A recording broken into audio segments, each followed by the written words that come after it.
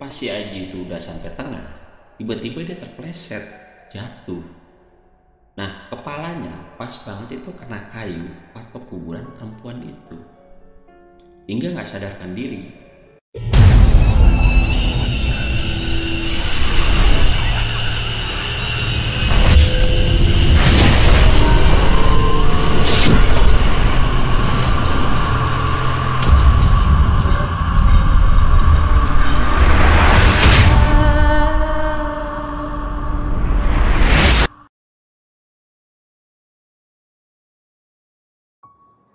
Mungkin dari kalian punya temen ya, yang laki-laki tapi bergaya kemayu seperti perempuan. Gue punya, tapi memang dia bukan dari lahir. Memang ada yang seperti itu tapi bawaan dari lahir. Kali ini beda ceritanya. Temen gue bergaya seperti kemayu seperti perempuan itu akibat dia jatuh dari pohon dan kepalanya terbentur makam perempuan. Ceritanya itu pada tahun 2016. Dia sama teman-temannya itu waktu itu masih pelajar SMP. Ada 3 orang. Temen gue itu sebut aja Aji.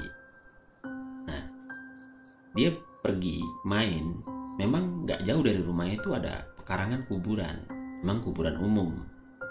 Biasa memang buat bermain di situ.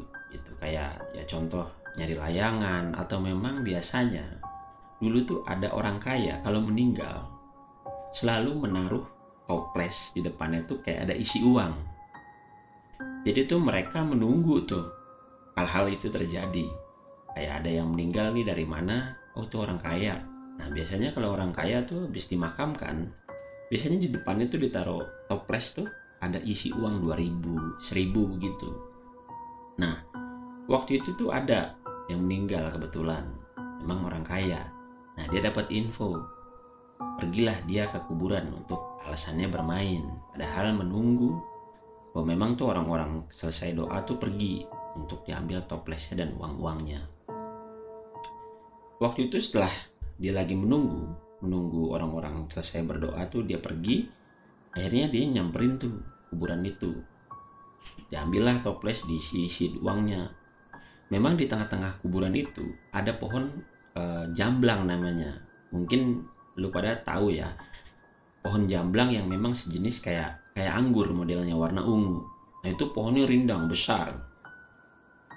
Nah selesai dia ngambil duit itu, nah dia mainlah ke karangan yang di bawah pohon jamblang itu, niatnya untuk manjat mencari buahnya.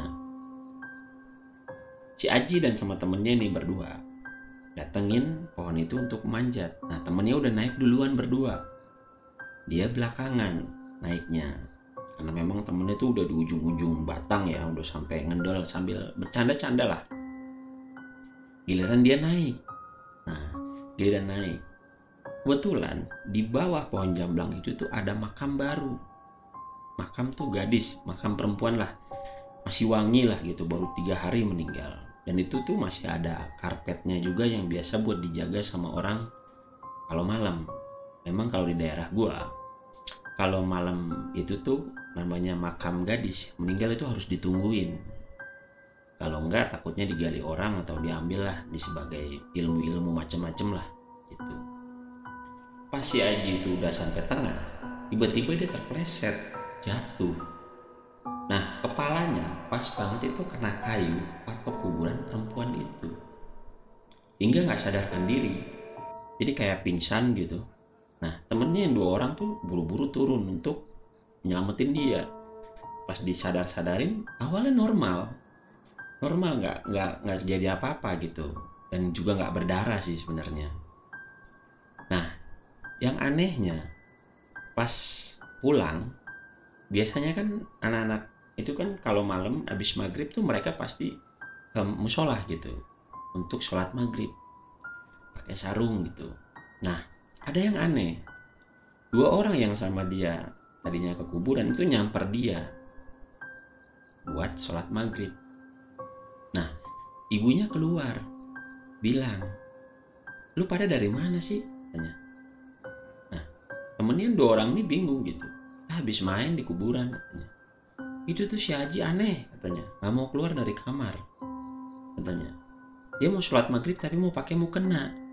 Akhirnya ibunya itu nyuruh temennya 2 orang itu masuk ke kamarnya si Haji untuk ngajak sholat maghrib. Nah, 2 orang ini temennya tuh aneh ngeliat si Haji.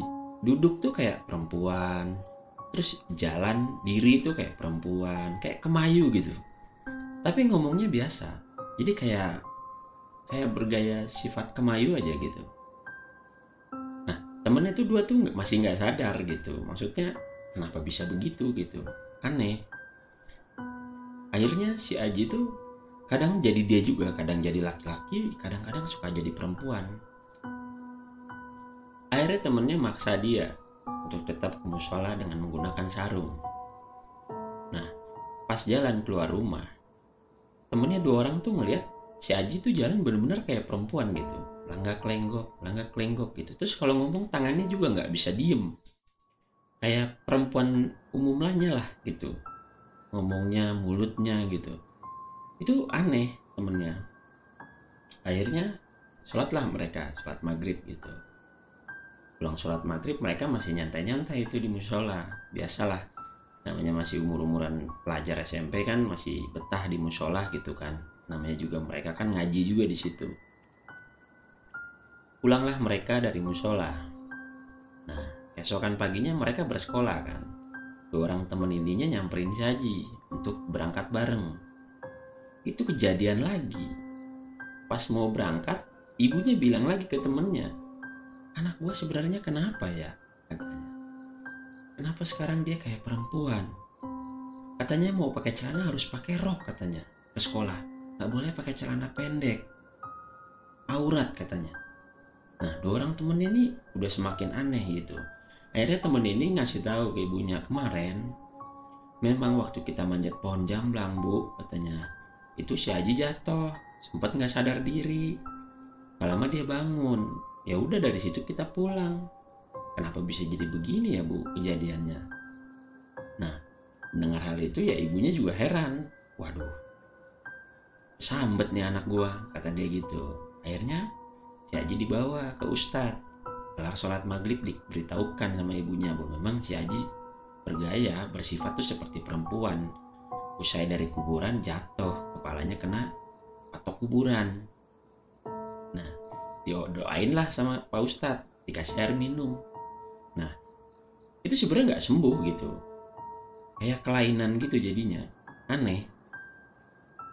Udah dibawa kemana-mana sama orang tuanya tetap begitu. Akhirnya sampai sekarang bergaya seperti kemayu sampai perempuan, cuma nggak terlalu ekstrim ya, menggunakan pakaian perempuan ini itu enggak. Jadi cuman memang agak kemayu aja, lebih ke sensitif lah gitu, nggak berlebihan. Cuma sekarang dia udah bekerja sebagai marketing di salah satu perusahaan besar lah. Dia udah hebat karena memang rezekinya baik. Begitulah ceritanya.